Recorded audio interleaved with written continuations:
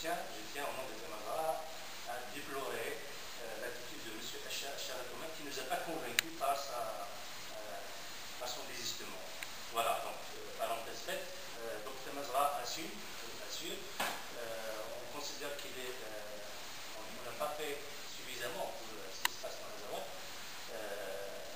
Il y a beaucoup de choses qu'on doit faire, parce que même nous à Temazra qui avons l'habitude d'organiser des rassemblements, d'organiser des actions, de soutien avec la Zawad, ça fait quelques mois qu'on a rien fait.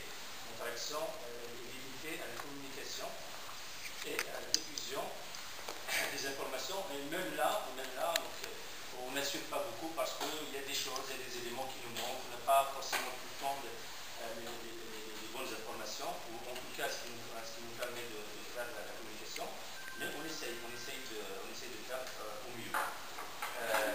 Donc comme l'a dit Tamida, en ce moment la situation est très grave. Certes, hier il a rappelé, donc on a au moins une femme qui a été tuée par les balles dans l'Allemagne. Donc vous savez bien normalement, ceux qui suivent les informations, que les femmes de Kidal, avec les jeunes de Kidal, notamment beaucoup d'enfants d'ailleurs, depuis plusieurs mois manifestent pratiquement quotidiennement.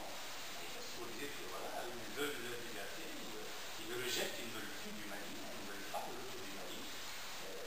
Et ces femmes courageuses ne veulent pas baisser les bras, malgré quelque part, moi je dirais, bon, c'est un point de vue, la résignation du MNLA ou d'une partie du MNLA qui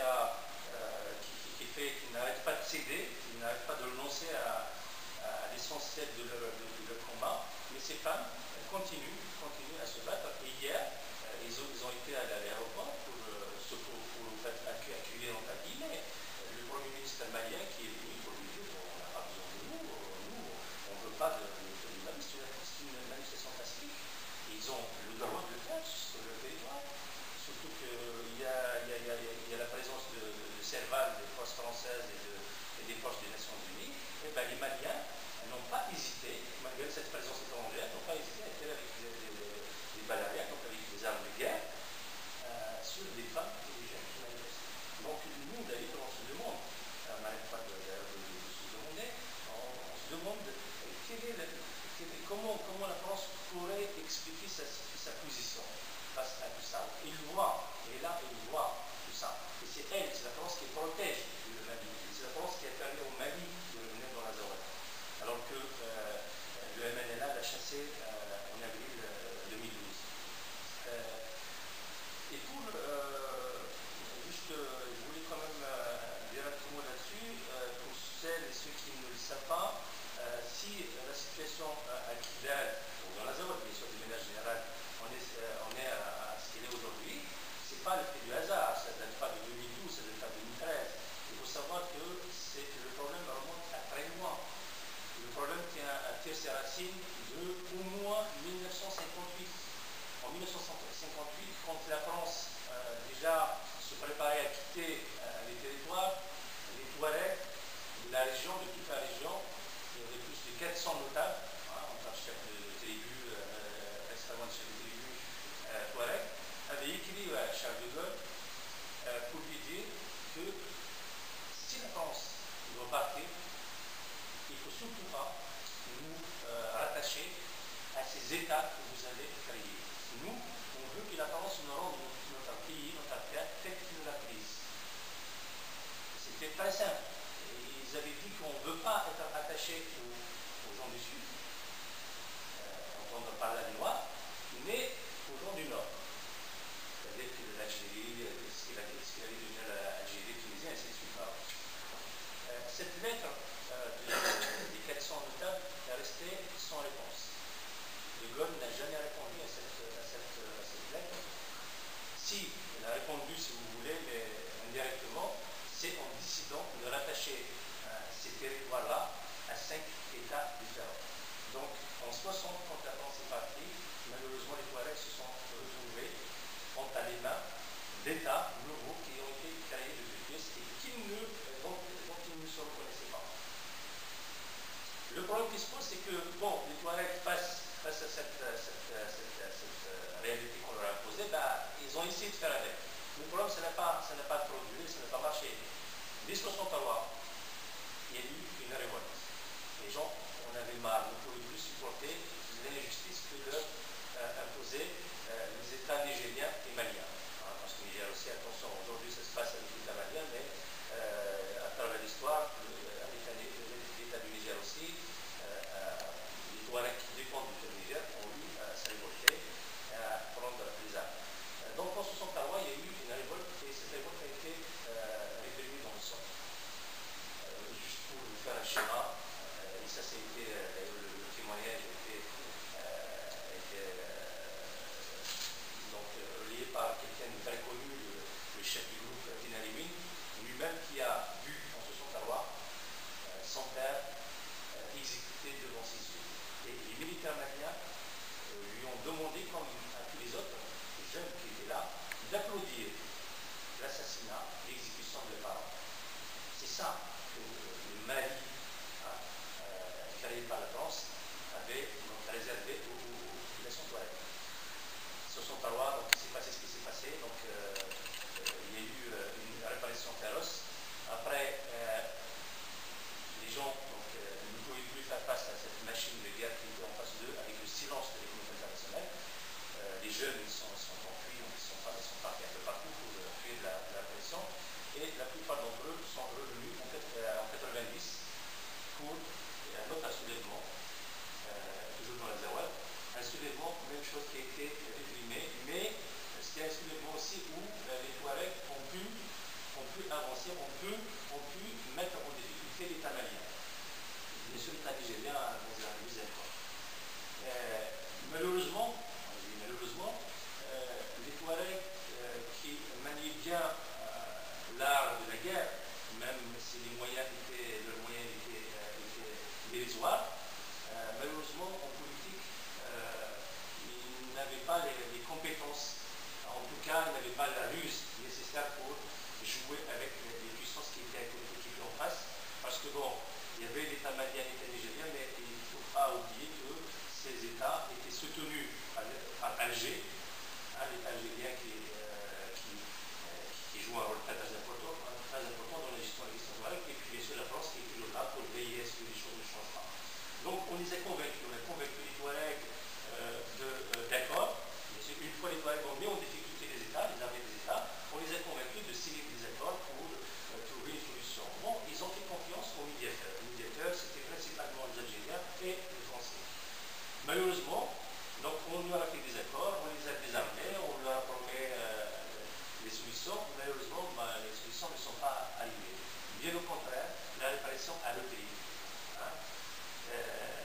Après, bon, donc il y a eu d'autres révoltes qui ont, comme les promesses n'ont pas abouti, les accords n'ont pas été respectés du côté malien et nigérien, donc il y a eu d'autres révoltes des années 2000.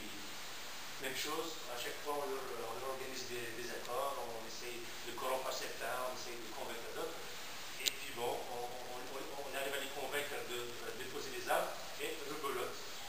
Les États, soit nigériens ou maliens, ne respectent pas les accords, reprennent la répression, et ainsi de suite. Et la dernière en date, c'est le soulèvement de janvier 2012. Et là, pour une fois, les Touaregs et les Azawadiens qui se sont soulevés avec la direction du MNLA, c'est le MNLA qui a mené l'action, ils ont dit pour une fois, ils se sont soulevés pour la libération nationale des Azawadiens. Donc ils ont dit qu'il y en a marre, on ne peut plus faire confiance à ces gens-là, on ne peut plus avoir à un partage ou à une cohabitation avec ces États qui sont racistes, qui ont un seul objectif, c'est l'éradication de l'Azawad, du Touareg. Donc, ils ont dit que nous, on va se battre pour l'indépendance. 3 mois après, janvier, février, mars, avril, le territoire de l'Azawad était libéré. Malheureusement, très vite, il y a eu le 6 avril, il y a eu la proclamation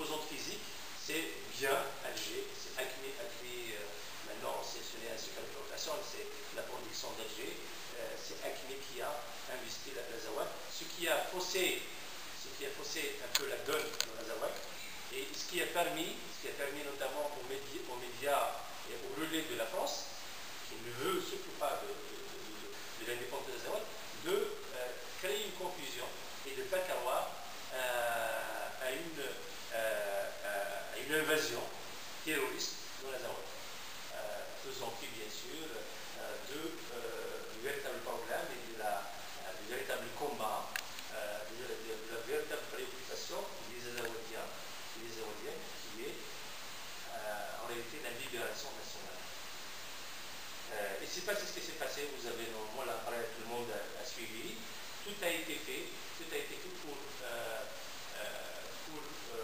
vraiment déformer, donner une fausse image de la réalité du combat des Azawadiens et des Azawadiennes, les confondre avec un combat qui n'est pas le leur. Il faut rappeler que les premiers, ceux qui ont souffert le plus de ce terrorisme islamiste, ce sont les Azawadiens et les Azawadiennes. Ce sont eux qui ont affronté ça, qui ont souffert de cela. D'ailleurs, juste à titre d'exemple, quand les MNLA se battaient tout seuls contre les islamistes du Moujah ou de l'Akli et de Sardine, personne n'a été à leur secours. La France n'a jamais dépêché la moindre force, pour aider les Touaregs à se battre, à combattre le terrorisme. Par contre, lorsque, soi-disant, ces terroristes ont menacé Bamako, la France a dépêché son armée. Et c'est là qu'est née l'opération Serval. Je ne vais pas retarder, je vais donner la parole à Lara Cheglouche qui va bien sûr nous donner en plus de détails.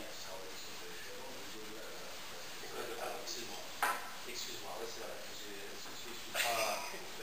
Non, je dois expliquer plusieurs fois. Je suis parfois, on a tous très la prononciation berbère et l'autre c'est la prononciation arabe. Et pourtant, et oui, mais pourquoi on a toujours des choses à apprendre et on a toujours des. Merci de m'avoir rappelé à ça. Alors, sympathie. Non, monsieur. Donc, et en même temps, je pense aussi, et j'aimerais bien que Laga nous explique aussi, parce que c'est un domaine qui comprend très bien, qui maîtrise très bien, pardon, la raison de cette coalition, cette coalition anti-invasion, qui va à l'Afrique du Nord, mais qui s'exprime d'une manière flagrante dans ce cas de l'Azerbaïdjan. Donc,